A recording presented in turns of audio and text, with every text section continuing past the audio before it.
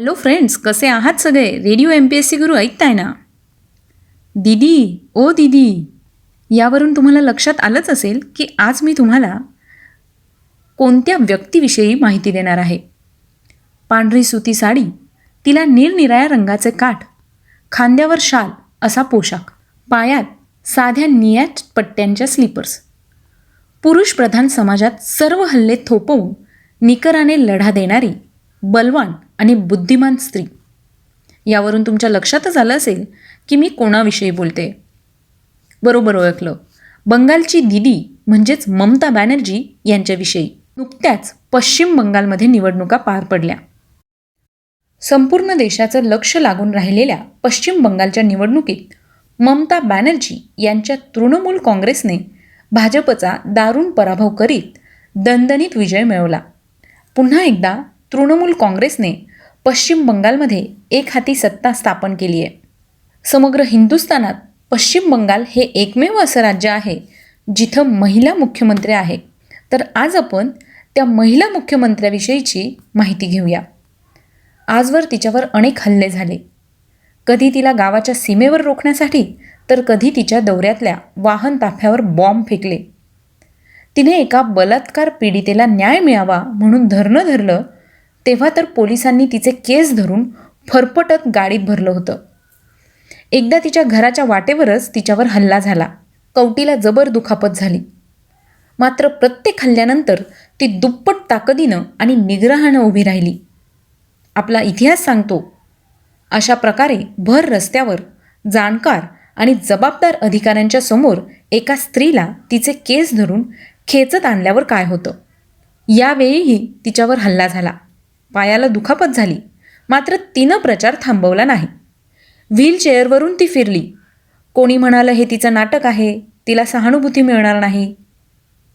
तिची थट्टा कधी शूर्पणखा म्हणून झाली. तिच्यावर अत्यंत घाणेरडे मीम्स आपल्याच समाजात तयार झाले. लोकांनी ते चवीनं चघळले सुद्धा. समाज म्हणून आपण किती गंडलो आहोत हे आता नव्यानं सांगायची गरज नाही.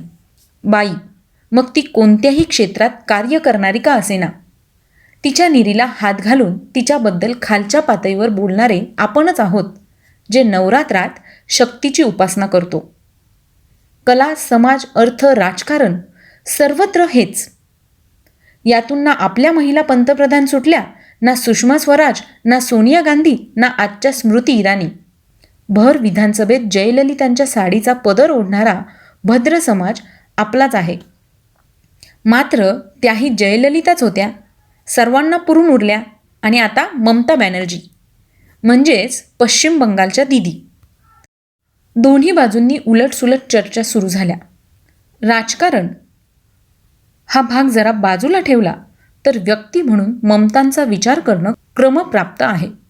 कोणतीही राजकीय पार्श्वभूमी नसलेल्या एका निम्न मध्यमवर्गीय घरात जन्मलेली मुलगी.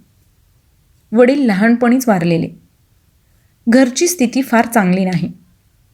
त्यात शालेय आणि महाविद्यालयीन शिक्षण तिनं पूर्ण केलं.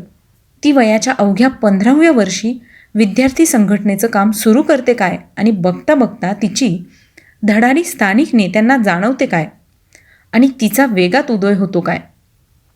1975 साली जयप्रकाश नारायण यांचा निषेध म्हणून त्यांच्या कारवर तिनं केलेलं धाडसी नृत्य वर्तमानपत्राच्या चौकटीत येतं. सगळ्या नजरा वळतात.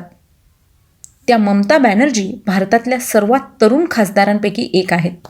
काँग्रेससोबत मतभिन्नतेमुळे तृणमूल काँग्रेस या स्वतःच्या पक्षाची स्थापना केल्यावर आपल्या पक्षाचं ब्रीदवाक्य ममतांनी ठेवलं, मा माटी मानुष.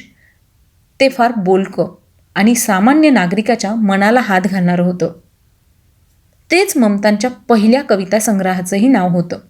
पहिली महिला रेल्वे मंत्री, पहिली महिला कोळसा मंत्री, ही सगळी पदं त्यांनी जबाबदारीनं भूषवली.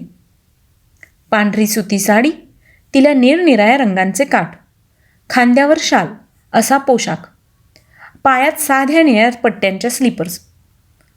कालीघाट परिसरातलं त्यांचं छोटंसं घर. तिथं त्या राहतात, लिहितात, कविता करतात. आजवर त्यांची सुमारे 13 पुस्तकं प्रकाशित झाली आहेत. त्या चित्रकारही आहेत. रवींद्र संगीतावर श्रद्धा असणाऱ्या ममता अनेकदा आपल्या घरात कीबोर्डवर रवींद्र संगीत वाजवतात. वरवर पाहता अतिशय कठोर दिसणाऱ्या ममतांची एक कविता छोटो मेये म्हणजेच छोटी मुलगी ही प्रत्येकाने एकदा नक्की वाचावी. लहान मुलीचं निरागस जग, तिचा खेळ, अचानक तिच्या आयुष्यात घडलेले प्रसंग, तिचा इवलासा घाबरलेला जीव, तिला अधिकच घाबरविणारा भवताल आणि दुर्दम्य शक्ती मनात बाळगत त्यावर मात करणारी मुलगी असा तिचा प्रवास त्यांनी लिहिलेल्या थांबेना थांबेना कोनो बाधाई शे मानबेना एक दिन शे उठलो ज्वले मोनेर जोरे मोनेर बाले याचा अर्थ असा आहे की नाही, आता ती थांबणार नाही, कोणतीच बंधनं ती मानणार नाही.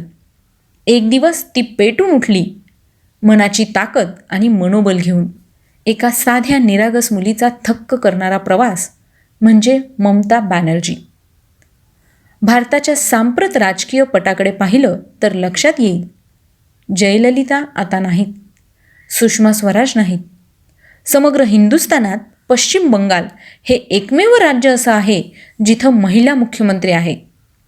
यंदाच्या निवडणुकांच्या रणधुमाळीत सर्वात बलवान पक्षानं बंगालात घातलेलं लक्ष, झालेले वार, पलटवार, टीका, हल्ले आणि सगळ्या देशाचं लक्ष लागलेला निकाल घोषित झाला आणि दिदींचा पक्ष निवडून आला.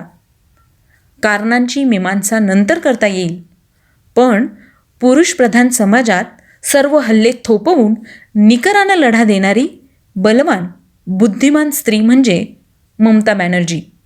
या नक्कीच प्रशंसनीय आहेत. चला तर मग मित्रांनो, आज आपल्या दीदींविषयीची माहिती तुम्ही ऐकली. राजकारण बाजूला ठेवून एका महिलेचा हा प्रवास नक्कीच थक्क करणारा आहे. तुम्हाला ही माहिती कशी वाटली ते आम्हाला नक्की सांगा. मी प्रिया तुम्हाला अशीच नवनवीन माहिती देणार आहे, तेव्हा तुम्हाला ही माहिती कशी वाटते ते आम्हाला नक्की कळवा. आणि हो, जर तुम्हाला अशी वेगवेगळी आणि नवीन नवीन माहिती ऐकायची असेल तर त्यासाठी तुम्हाला फक्त एकच काम करावं लागणार आहे, ते म्हणजे ऐकत रहा radio MPSC Guru, spreading the knowledge, powered by spectrum academy.